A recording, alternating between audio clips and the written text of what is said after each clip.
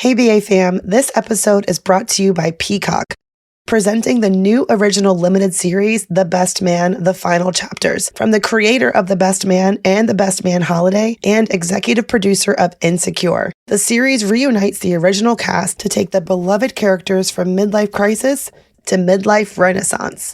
Stream The Best Man, The Final Chapters, December 22nd, only on Peacock.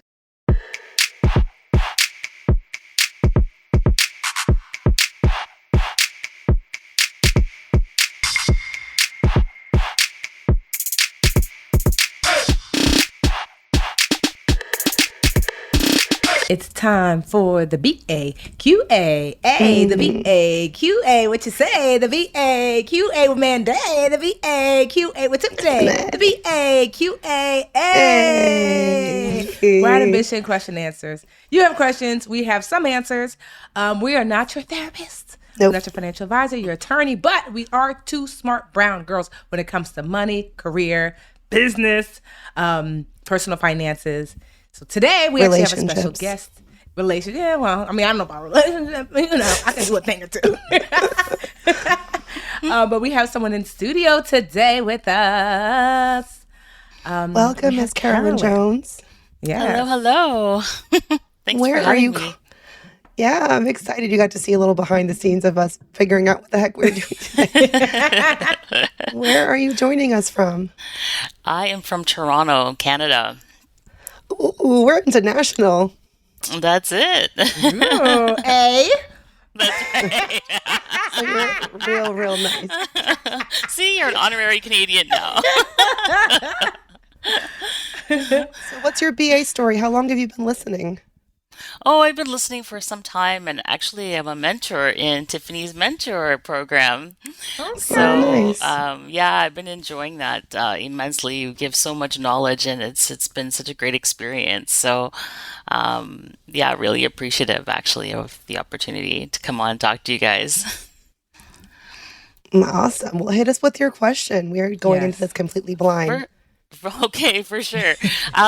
So I'm in the stage of life where my daughter is going off to university, and you have in your mind that you've saved enough money, but technically it's probably going to be like 20 grand a year, probably for 4 years, which can add up really quick. And then on top of that, her spending and different things that can go on while she's in university. So, I did have some savings when we first started, when she was born, actually, we started putting away. And, but the times are interesting times now. Of course, she's going into university where the market has kind of made a little bit of a downturn, and so you've lost money a little bit there. But how do we kind of navigate through this new phase of life, right?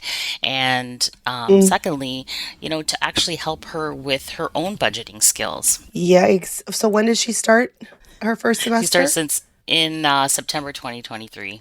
And is it in Canada that she's going or in U.S.? She'll probably be going in Canada, yes. Yeah. Oh, Okay. I want to know, do y'all have, in the U.S., I know we have the FAFSA, which is the Federal Application for Financial Student Aid, which is like key to unlocking scholarship money, also student loans, of course, but any kind of aid. Do y'all have something similar in Canada? We do, yes. It goes by income based on the parent's income. And so it's something that you can definitely tap into as well, for sure.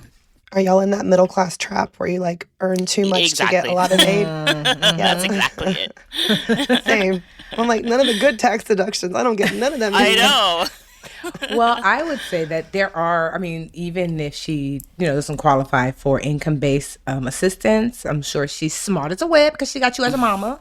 And so now would be the time. This is what I'm doing for Supergirl.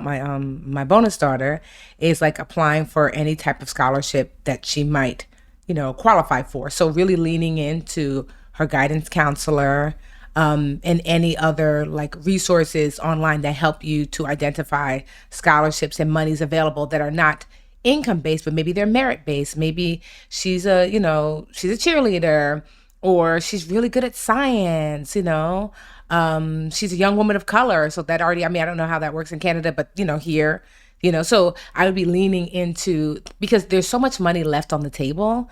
So I'll give you an example. My sister, when she was in she thought she was going to be a doctor. She's a scientist now, but she thought she was going to be a doctor. And so she got a scholarship to Montclair State University that paid for school.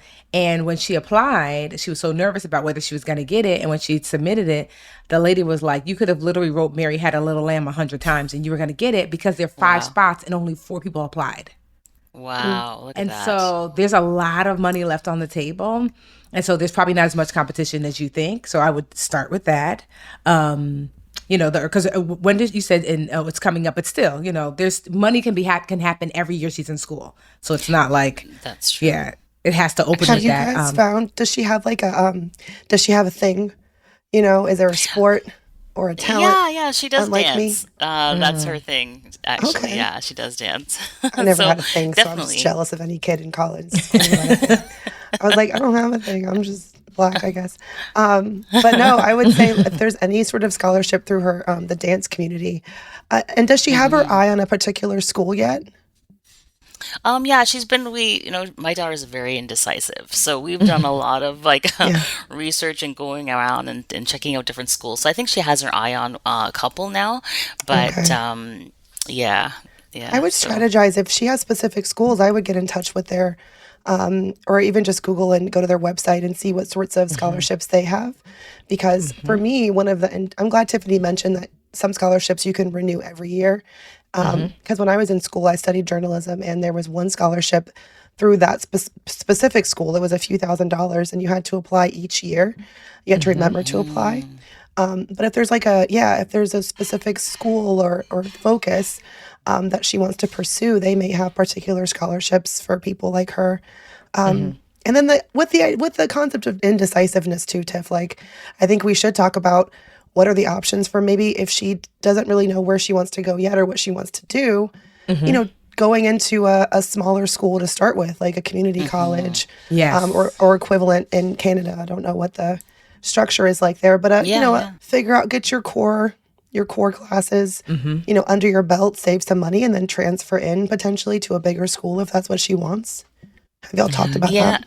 Yeah, I would totally agree with that, because even when we did some tours, and the bigger schools really did overwhelm her. And so it was, she really did gravitate to some of the smaller schools. And again, you're coming from a high school that's like maybe, 400 students at the most, right? It's a really small school. So going from that to something like 72,000 is just, kind of a little overwhelming for them, right? Beware of those little tiny liberal arts schools, though. Those are the ones that get everyone. Get so many kids wrapped up in student loans because they're private, so or expensive. they're so expensive. That's true. And they'll tell you, because I almost ended up going to a school like that in Georgia. They were like, you get $25,000 tuition, like a scholarship, and I was so proud. But then I realized, well, the total tuition was like $40K. And it's really not. Should we take a quick little break? BRB, y'all. Hey, BA fam, Squarespace is everything to sell anything. Squarespace has the tools you need to get your business off the ground, including e-commerce templates, inventory management, a simple checkout process, and secure payments. Whatever you sell, Squarespace has merchandising features to make your products look their best online. Connect with your audience and generate revenue through gated member-only content. Manage your members, send email communications, and leverage audience insights. All on one easy-to-use platform. Present your videos from YouTube, Vimeo, and Animoto on your Squarespace site. I use Squarespace. It's the best. Okay? See how your visits, unique visitors, and page use trend over time. Gain insights into the top traffic sources, products, device types, browsers, and operating systems by visit. You own all the content you put on Squarespace platforms, unlike other platforms. They offer one-click data portability. So head to squarespace.com/brownambition for a free, my favorite word, trial. And when you're ready to launch, use offer code brownambition to save 10% off your first purchase of a website or domain. Again, go to squarespace.com/brownambition, offer code brownambition.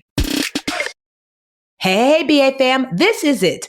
The putt to win the tournament. If you sink it, the championship is yours. But on your backswing, your hat falls over your eyes. This is how you're running your business? Poor visibility because you're still relying on spreadsheets and outdated finance software? To see the full picture, you need to upgrade to NetSuite by Oracle. As a business owner myself, I know firsthand how important it is that your numbers are clear and that you have access to them and you know what they mean and what they say, because they're really the lifeblood of your business. Okay. NetSuite is the #1 cloud financial system to power your growth. With visibility and control of your financials, inventory, HR, planning, budgeting, and more, NetSuite is everything you need to grow all in one place. With NetSuite, you can automate your process and close your books in no time while staying well ahead of your competition. 93% of survey businesses increase their visibility and control after upgrading to NetSuite. Over 32,000 businesses already use NetSuite. For the new year, NetSuite has a new financing program for those ready to upgrade at netsuite.com/brandambition. Head to netsuite.com/brandambition for this special one-of-a-kind financing offer on the #1 financial system for growing businesses. That's netsuite.com/brandambition. Success is getting your foot in the door of a career, but now you want to take the next step. No matter your goal, University of Maryland Global Campus can help you get there. And with the next MBA and graduate cyber courses starting January 11th, there's never been a better time to focus on your future. Enjoy personalized advising that helps you along the way and online hybrid courses that fit today's schedules. Plus, UMGC makes an accredited online education more affordable with scholarships, interest-free payment plans, and no-cost digital resources replacing textbooks in most courses. Choose from graduate cyber degrees and certificate programs in technology, management, forensics, or gain a global perspective with an online MBA and receive lifetime career services at no additional cost. MBA and most cybersecurity courses start January 11th. Gain the credentials and specialized skills that many of today's top employers are seeking. Learn more at umgc.edu/podcast. Certified to operate by Chev. And we're back. Second question. The second question about how do you get her on, financial, to start thinking about things. You want to start having those conversations now about her, about her personal finance. I mean, I will recommend Get Good with Money. It's a great pre-college, post-college. But honestly, even working through it maybe with her, or just like any financial tool, like working through it with her, having those conversations. Like when you go to school, you might be interested in getting a credit card. Here's what you should look for. Here is, if just in case she does get student loans, when your refund check comes, here's the best way to navigate that. So having those conversations ahead of time, deciding on a game plan and working through it with her, because she's going to make mistakes, but you want her to make mistakes under the protection of your parental guidance. That's what my dad did. I made mistakes, but it was like, hey, this thing is happening. Talk to me before you make that move. So he mapped out a plan so I didn't feel so kind of like I was just out there making choices by myself. So important, actually, to create a plan, especially with her. Are you like I think the plans keep them structured too, right? Yes. So. But let's be real. What kind of mom are you? Are you like they're going to mess it up, I'm just going to do it for her kind of? Are you filling out her applications? Are you writing her essays? What kind of mom are you? Let's get real. I think I'm not quite on the far end of that, but I'm probably somewhere in here, right? Because, you want the best for them. And that's the thing. Like, you have to try and let them do their thing. But at the same time, you're like, oh, my gosh. Easier said than done. But, with all my experience, all my 3 years of raising a tiny human, no, what I would say is I have seen what happens when you overdo it. Like you do everything for them. And the lack of confidence that can create in them making their own decisions that can follow them well after college. Like a college degree is all well and good. But I think the lessons of being kind of flung out into a relatively, like you still have the support of your family, but relatively like independent environment, and have her decide what's my budget going to be for my meals. I don't know if she decides to not get the meal plan, for example, which I decided to do to save money. I had to learn how to buy groceries and budget for that and get a part-time job so that I could afford my rent. And that really instilled so much independence and confidence that was, I feel like, a part of the college experience. And I've seen it go the other way. And I would just say, as much as you can, let her figure out her own situation and let her come to you if she has questions. Give her some guidelines and let her know that she has a bit of a safety net, but as much as you can, let her be her own person, making her own choices. It's funny because as a parent, and I think I fall into this generation where you're trying to give your kids a better life, right? So you remember the struggle, you remember how it was, and so therefore you're trying to provide so they don't have to worry about those things. But I think in somewhere in there, we're losing that sense of independence and we're losing the sense of initiative. So I try and keep Yeah. myself aware of that, but it is hard sometimes. Or like, I don't want to make a decision because like, what's mom going to say? Or for me, it's like seeing someone not being able to make their own choice until they've spoken to a parent or whoever that person was who's been sort of pulling the strings. I mean, I'm not saying go like my parents' route where they were like, you'll be fine, bye. I was a latchkey kid in every sense of the word. A little, support would have been nice. My dad did love to take me grocery shopping though. That's the one thing he would do. He'd come to college and we'd go to the Walmart together and it'd be fun, but he'd want to go after work hours because that's when the single moms go to Walmart Oh after my work. goodness. So he could pick, I love it. and he would just, he would like narrate our shopping trip, like, oh, just taking my baby girl out to Walmart. I know. My- Yeah. So the people would know, like, I'm just Yep. a good dad, good Just a single dad doing his, out here working hard and see what prices are on the beef and all, Yep. That Oh was my his game. God, that is really good. Man, your dad is something else. Yeah, but honestly, I think it's constant communication. But yes, you're wanting because college is the time to make the mistakes. There's a lot of forgiveness when you're 17, 18, 19, 20. Credit scores can go down because they can be raised again. You know what I mean? You're going to make those mistakes. Yeah. You're going to actually want her to make those mistakes because as she learns to dig herself out, then she's the 25-year-old with the confidence and the knowledge to get on the straight and narrow. So not to freak out when her credit score is terrible or she overspends or she's late or behind. Those are normal things for that age range. I didn't make those mistakes until well after college because my dad kind of narrated exactly what to do when I was I just did what he said. And then when I was like, I got it, I didn't. And I was like, wait, what do I do? And so I made every mistake in the book that I was cleaning up by the age 30. And I just wish, I had the freedom to make more mistakes when I was younger. So, The stakes were lower. Yeah, exactly. It's like falling when you're 80 versus falling when you're 18. You fall when you're 80, that hip is going out. 18, you'll get up, You dust get it off. Right? A little embarrassed. So it's like, let that baby fall when she's young. But it's like I said, having those conversations regularly, checking in regularly. Because really, to me, your job as a parent is to give your kid the tools, not to do it for them. So that way they can learn along the way. And so the tools that you come up with based upon how she navigates. I mean, you're her mama, so like my mom knows me well. She knows if I do it like this, Tiffany's not going to listen. So I got to do it like this for her to get it. So knowing that, finding tools that will resonate with how she shows up in life, It's because really those are hard tools too she'll when lean you're in. young. It's hard to remind young people to think about the future because everything is so in the moment. But if there's things that she wants to accomplish, like spring break trips, those always come out of nowhere.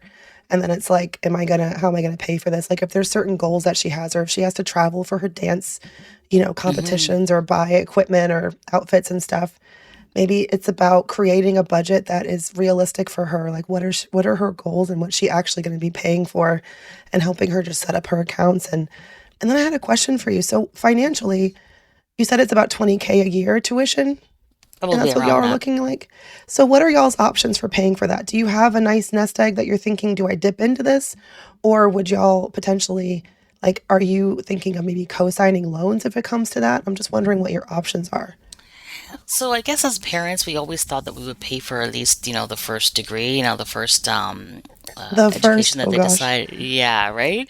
And so we do have savings that we created when she was young, and which I think will last us maybe 2 to 3 maybe years. And then after that, it will come from our source of income for sure. So I mean, that's incredible. But I don't think yeah. that should dissuade her from looking for really an economical way to approach her education. Because that money could be a down payment for her first house as well, or just starting Exactly. or for her business if she decides to launch a business, like something, She ain't got to know that money's there. That's all I'm saying. This is it. Yeah, She's co-signing listening now loans. like, Carolyn, you say? Canada A. Yeah, because I do think knowing that there's a big nest, like a big, like financial cushion, just that knowledge will make you go through life a little differently. I think you're right. It's about setting them up for success and making sure that they don't have to struggle like we did. But how can you create a sense that she's gonna, be supporting herself in I some kind of way, shape, or disagree, form? right? Because I feel like Black and brown people, we have this thing where like our kids should know that things are hard, and I'm like, everybody else don't live like that.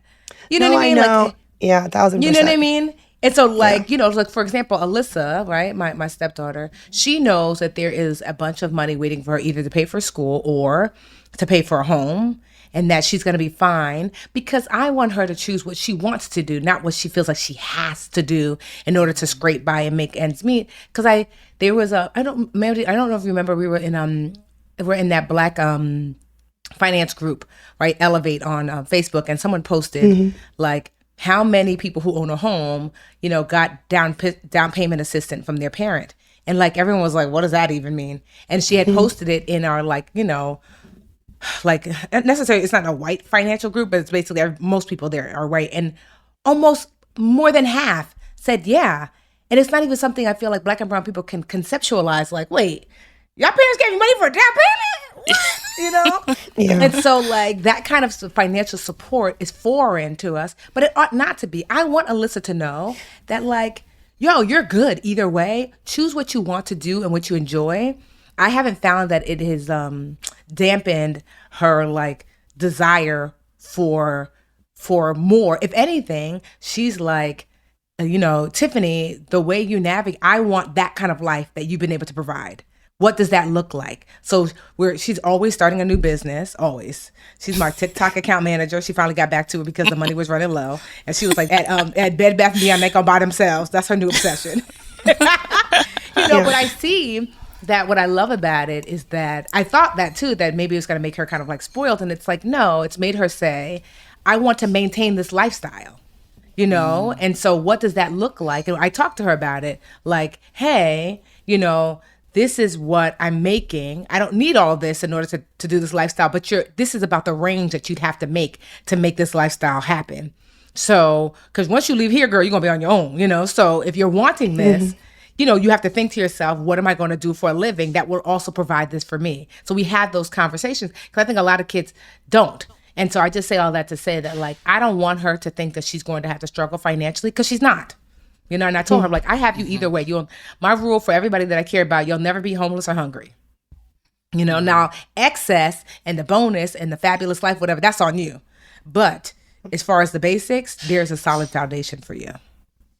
It's true. I think it's like finding that balance between the two, because again, you have this need to provide for them, but at the same time you want them to have some responsibility, and like maybe that's the key there, is to anything that the bonuses, like perhaps her entertainment while she's in school and things like that, perhaps is that what spring is break going to be trip on her, right? Yeah, and that there's like a that the funds are earmarked for something, like this is for your education or a down payment or maybe a vehicle, like those kind of necessities. And let her see the work, that you guys have done to get that money. I think it's important to show that work if you invested it. Like, God, I wish that would be forget about budgeting and like credit cards at a certain point. I wish my parents had been like, here's an IRA and, get yourself set up and contribute your little money to it.